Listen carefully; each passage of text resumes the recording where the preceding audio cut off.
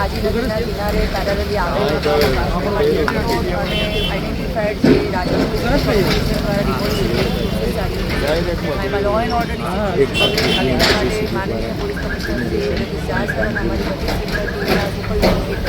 આ શાંતિપૂર્ણ રીતે ડિમોલિશન ચાલી રહી છે અને આમાં કોઈ પણની લાગણી દુખાય નહીં, કોઈને અન્ય સુધી હેરેસમેન્ટ ના થાય એના માટે પ્રવૃત્તિ અમે કેટલાય દિવસથી ચાલી રહ્યું હતું,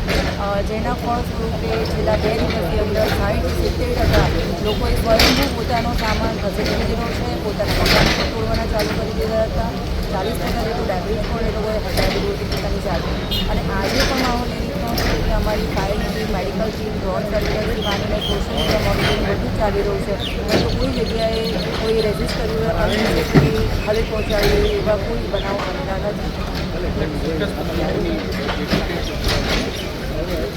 જે શંકાસ્પદ એવું લાગતું હોય કે જે સમગ્ર પ્રોસેસ જે છે એમાં ભટકાવનારું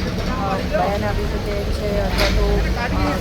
જે શાંતિપૂર્ણ ચાલી રહેલી પ્રોસેસમાં કાયદેસર પહોંચાડ્યા છે એને રાજ્ય લઈ જવામાં આવે. હવે હિન્દીવાળા હોય